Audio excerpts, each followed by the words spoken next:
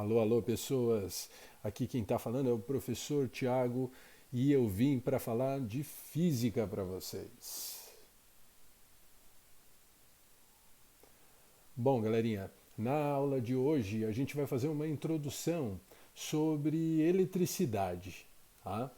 E aí eu vou apresentar para vocês os conceitos iniciais que serão necessários por toda a extensão do curso, tá? E aí eu vou jogar as pranchas que eu elaborei para explicar o conteúdo aqui para vocês e vamos fazer um resumo disso. Bora lá. Bom, a pergunta que vai nortear essa aula é a pergunta que está aí, né, na capa da nossa apresentação. É, o que é a eletricidade? Tá?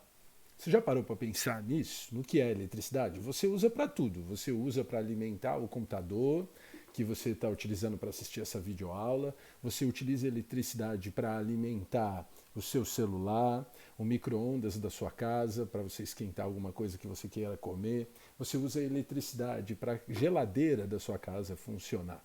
Mas será que você sabe o que de fato é a eletricidade?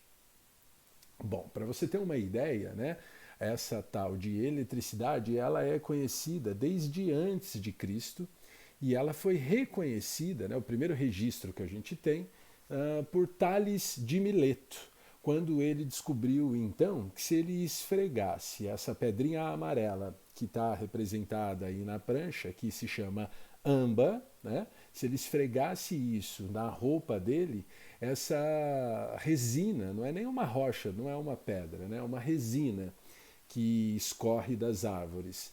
Então, quando ele esfrega isso na roupa dele, ele passa a perceber que essa resina tem o poder de atrair lasquinhas de madeira que ficavam por cima das coisas, né? Ou até folhas de árvore.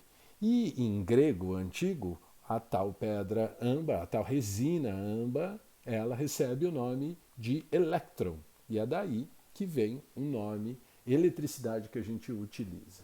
Tá?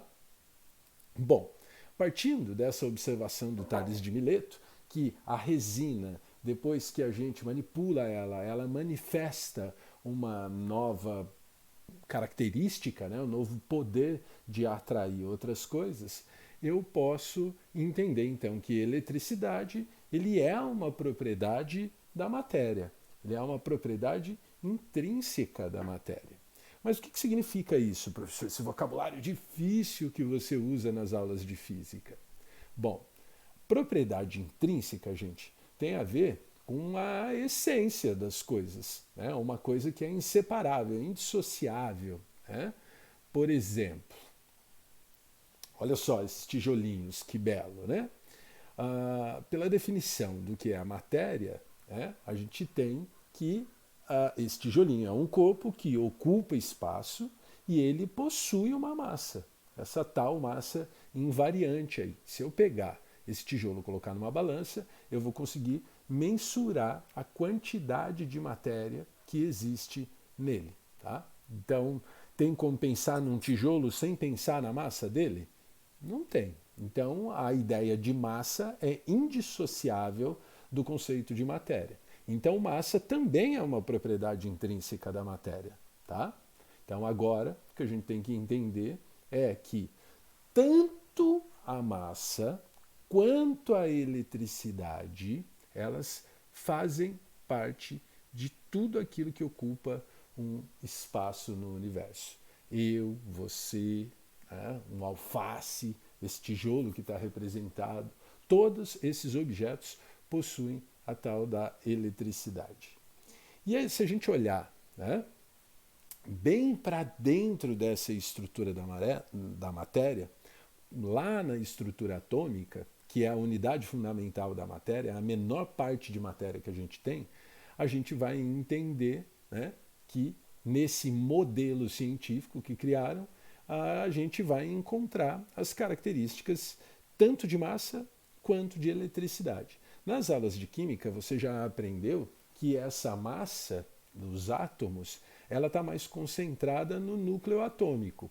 Agora a gente vai entender onde que a gente vai perceber essa tal eletricidade? Bom, está aqui, né? Uma outra representação da estrutura da matéria. Ainda eu estou representando o átomo com o modelo de Rutherford, um modelo planetário, onde a gente observa no centro do átomo duas partículas nucleadas, que são os prótons e os nêutrons, e ao redor deles a gente percebe a presença dos elétrons, numa região que é conhecida como eletrosfera. Tá?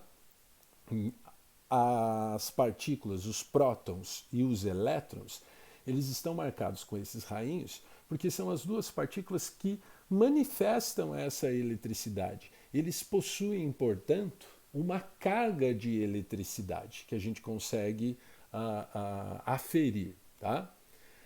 Os nêutrons, eles são eletricamente neutros, eles não manifestam essa eletricidade. E é por isso que eles recebem esse nome.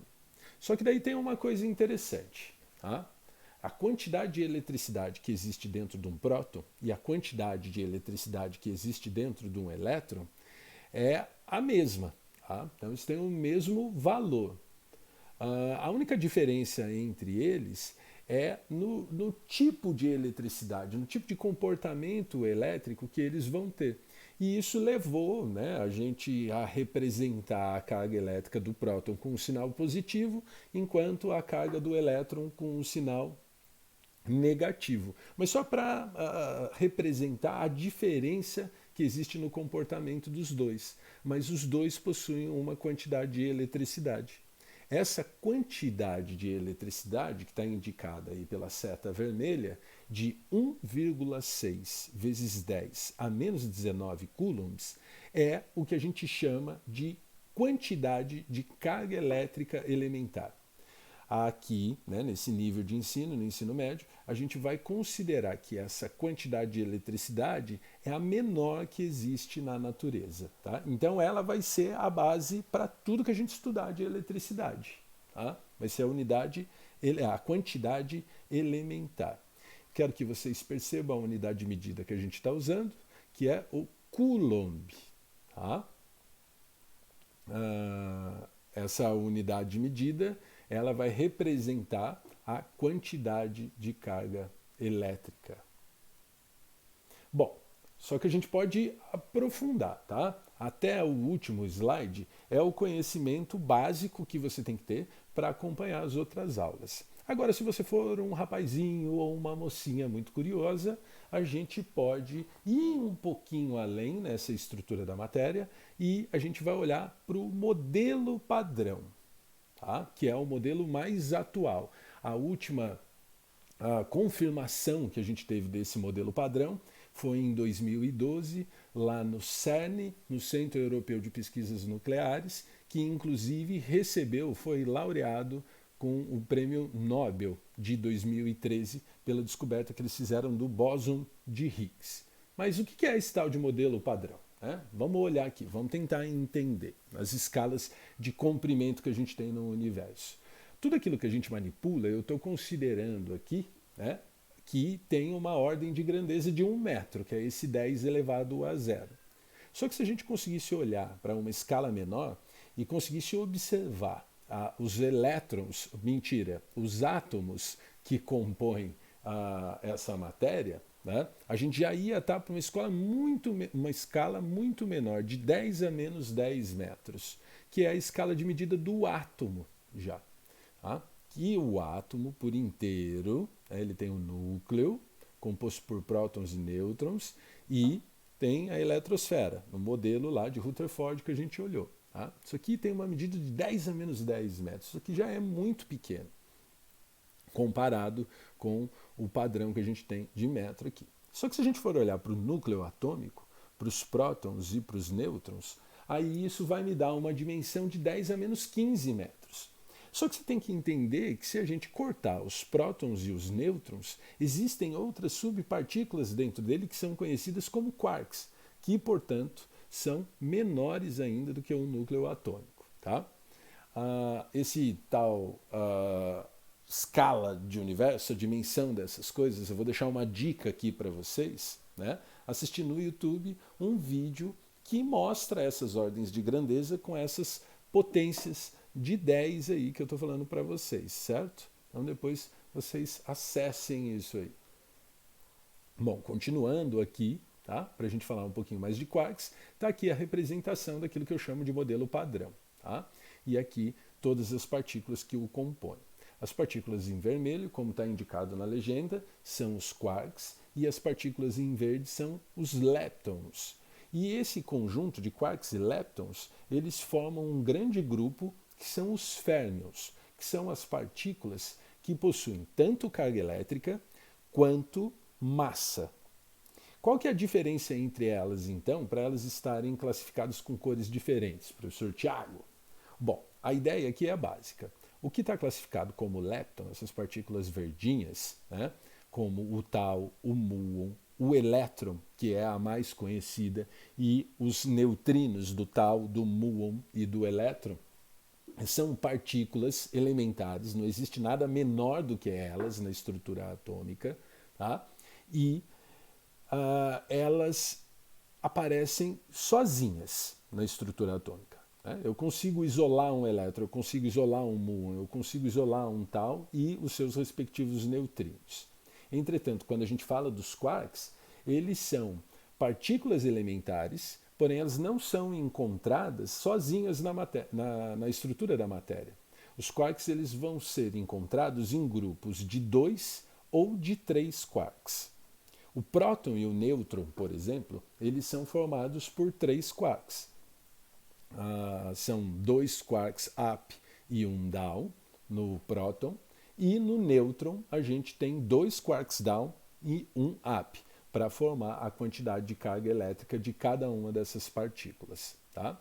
Essas outras partículas azuis, e a que está representada em negra, elas são bósons. Elas são as partículas que fazem a comunicação entre os férmions. Então, por exemplo, como que um quark sabe que tem outro quark perto dele? Bom, porque eles estão trocando bósons W e bósons Z. Tá?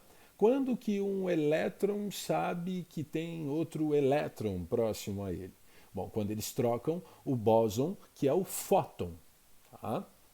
E todas as partículas, elas acabam tendo massa, porque elas se manifestam nesse tal de bóson de Higgs aqui, né? Que foi o que deu o prêmio Nobel para a galera do Centro Europeu de Pesquisas Nucleares. Que eu vou deixar aqui a dica para você acessar, né, ao website lá do CERN, para você estudar um pouquinho mais e aprofundar o seu conhecimento desse modelo padrão. Professor, isso é importante? Bom, é importante para você aguçar a sua curiosidade e é importante porque esse conteúdo do modelo padrão ele anda aparecendo em vestibulares como o da Unesp, por exemplo. Então eu tenho que ter um conhecimento básico do nome das partículas e qual é o propósito de cada uma delas na estrutura da matéria. Certo, gente? Então, eu deixo aqui um abraço para vocês e espero que vocês tenham aproveitado a nossa aula da melhor maneira possível. Bons estudos aí para vocês e qualquer dúvida é só me contatar pelas redes sociais. No Instagram, @professor TT Cabral. Né? Consertando aí, na verdade é @prof.ttcabral.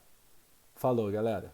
Até mais. Bom estudo para vocês. Foco, fé e física.